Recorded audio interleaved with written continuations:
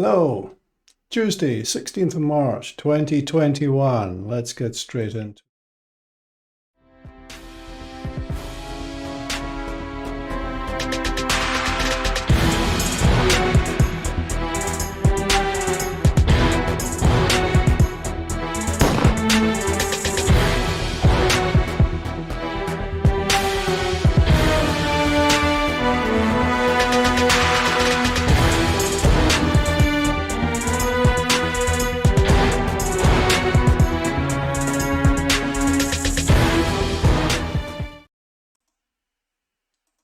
And just a reminder to subscribe if you've not already done so. Thank you very much.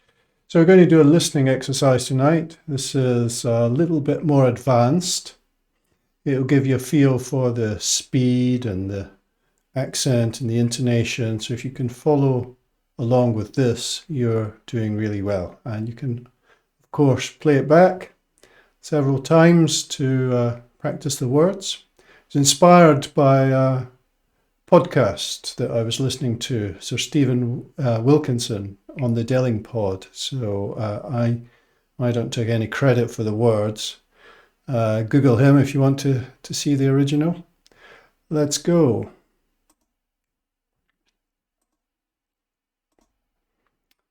We're about to experience the most monumental economic crash. Up until 2020, the Witterings of the World Economic Forum, which had been going on after all since Klaus Schwab founded it in the early 1970s, and every year the intelligentsia had been flying off to Davos, making the speeches in the snow, and enjoying little workshops on how ordinary people live. And you look at this stuff and you think, this is pie in the sky. It's a nonsense. As the state expands its power, it also abrogates to itself the right to protect us from harm. And people get used to that.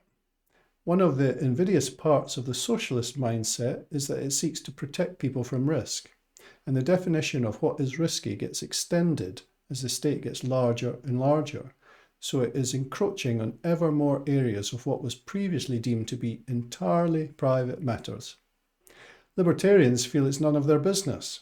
We have a very clear sense of what is our area of responsibility and where we would like to take that responsibility for ourselves.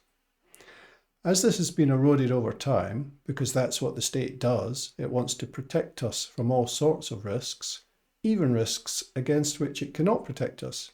And that's where it becomes very, very dangerous, because then it has to start making stuff up in order to tell us it is doing a great job of protecting us.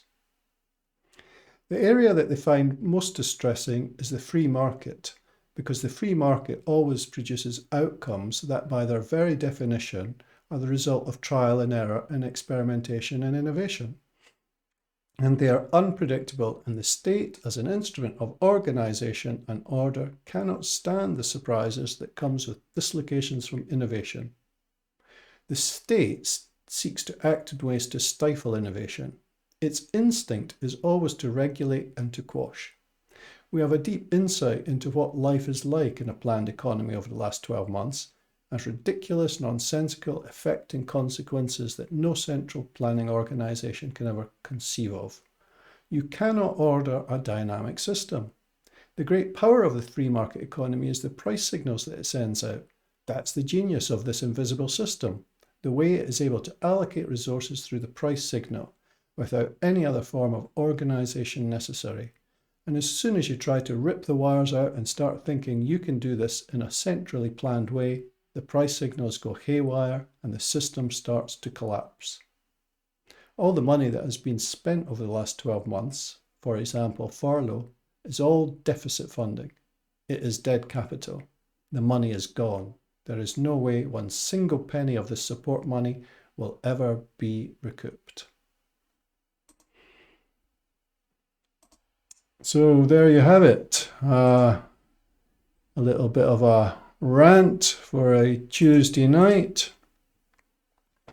But play it back, look at the words, practice listening. You may have to do it several times, but it's good experience. And if you followed that all along okay first time, then you don't need any more English lessons. Catch you in the next one.